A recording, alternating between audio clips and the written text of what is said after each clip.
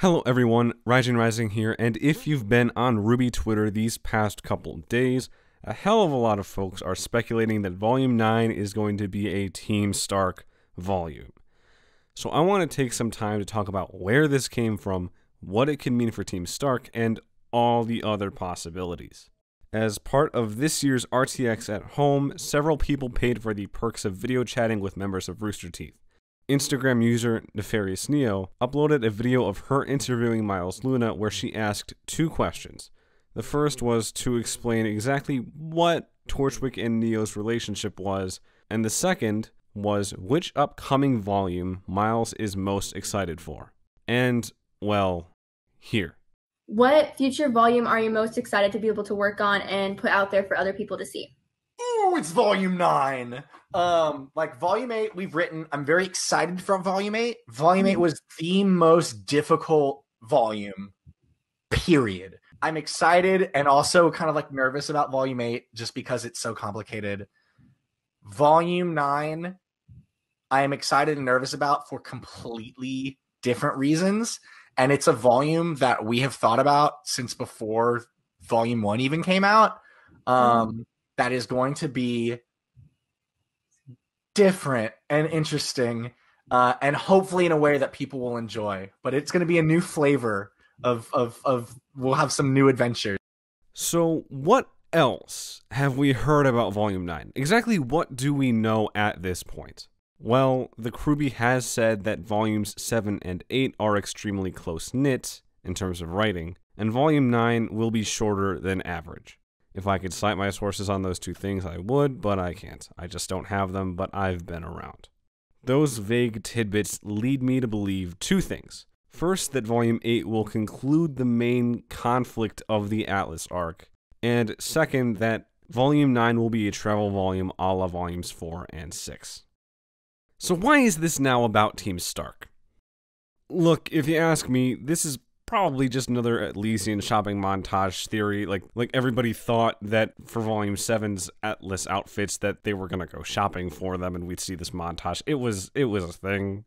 And it's also like how people thought Freya was going to be Nora's grandmother because Freya, it sounds like Freya, which is cold, and the Norse stuff, okay? Which Eddie recently deconfirmed on Twitter. All we have of Team Stark and all we have of Volume 9 right now are crumbs. And the fandom wants a whole ass cookie. That's honestly what this is 2 + 2 = cookie, you know? But it's fun. So I'm making this video to indulge the sweet tooth of theory crafting. So that being said, what would a Team Stark-centric Volume 9 look like? One of my first thoughts is something along the lines of Red vs. Blue's Freelancer Chronicles. RWBY Seasons 9 and 10 spend half the time in a flashback story and half the time in the present, switching back and forth within every episode if I'm not mistaken. So maybe Volume 9 is, let's say, 8 chapters, just spitballing here, of Team Stark's ultimate story, told as the heroes encounter some probably relatively minor conflict on their way to Vacuo. Minor in comparison to what Volume 8 is probably going to look like at least.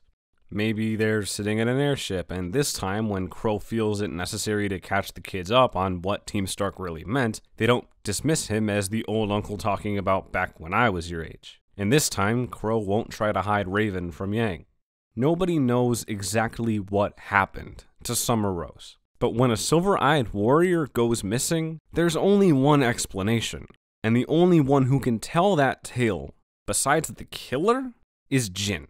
There is one question left this era. Perhaps Volume 9 is just Jin answering, hey, what happened to my mother from beginning to end? In the span of 8 chapters. Again, I'm just spitballing that number. Volume 7 finally talked about Summer Rose a fair amount. With that and with Salem finally at the forefront, Team Stark's story is all the more relevant. And if there is some amount of breathing room after the conflict of Atlas, they can get into Team Stark, and it might take a good amount of episodes that it might as well be its own season, and here we have Volume 9. And because we only have crumbs of Team Stark, we really only have crumbs of why or what they were really doing for Ozpin, so a whole volume for it might actually be necessary. Raven says that Oz groomed Team Stark just like she knew he groomed Team RWBY. So, okay, how did he? What did he have them do for him? He must have kept Summer extremely close, as a silver-eyed warrior, and he got Crow and Raven to agree to being his eyes in the field, even if that didn't really last. Where the hell was Tai Yang in all of this, though? Like, can we stop and, like, he knows, right? Like, he's part of Team Stark, but he's never been in that conversation. And if I'm being honest, he probably lives in a secluded home on Patch to firmly stay away from his past with Ozpin. We probably don't know or haven't heard of anything about Tai Yang with Team Stark and the nebulous past of working for him. Like, he probably knows it. He knows Salem. He knows of Salem, right?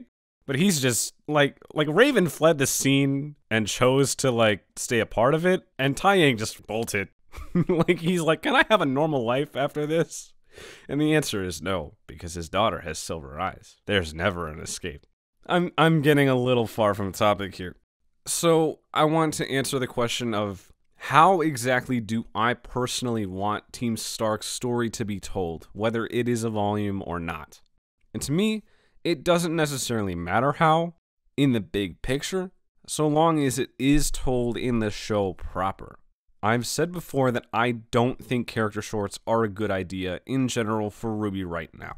They're the same thing as the color trailers, but the color trailers were teasers before the show existed. And now that the show exists, its story should be told entirely within the show proper, so that casual viewers who don't know to go watch a short between these volumes and those 3 shorts before those volumes, that they don't miss out on anything important. Shorts can exist in the right environment, but honestly, I would rather they were mostly just for fun and wouldn't contain important information unless that information is then also repeated in the show, even though RWBY fans don't like hearing the same thing twice, and if that's the case, well, then I don't think shorts should exist at all. If we're all gonna be happy here, that means that they wouldn't exist.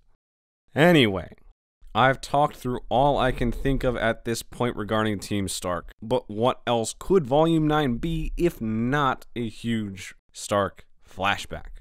Miles called Volume 9 a new flavor, a new adventure. So again, I'm assuming it's a travel volume, or at least a breather volume of some sort. Personally, I'd love if the show takes the plunge into some supernatural elements. We know the gods existed. They abandoned Remnant and so forth. Maybe some revelation is made about the pocket dimensions that completely changes the game. Like, what exactly are the laws of physics in there if time looks like it's withering away and non-existent at the same time? How might that make the trip to Vacuole easier? Does time break in a way that's favorable to just, like, basically teleport to Vacuole? I don't know. Maybe they can travel from pocket dimension to the pocket dimension behind the Vacuole vault. I don't know. They'd need a maiden to get out, I guess, so that probably wouldn't work. Volume 8 is going to deal heavily in the lamp and the staff as relics, and who's to say the Atlas vault doesn't come into play is all I'm saying. That's my bonkers headcanon. Someone discovers something about the magic that still exists in the world, and now they're fighting with it, or around it, or because of it. Or maybe it's not a travel volume at all, and instead it is the climax of the Atlas arc after some new thing is inserted that makes it a new flavor, a new adventure, to win the same battle they were already fighting. Maybe it's the climax of Atlas once the staff gets used. Of course, that has its own implications of Atlas falling, but I digress. It's a new adventure. The sky is the limit, and even though Volume 8 isn't out yet, and because Volume 8 isn't out yet, and because this was also recorded before the RTX 2020 at Home RWBY panel, I'm excited for the possibilities. So, considering all of this, and probably considering whatever news and information was released from RTX 2020, because you're going to be watching this after that, where do you think Volume 9 is going? What does it being a new flavor mean to you? Let me know down below. I'm Raijin Rising. Have a good one.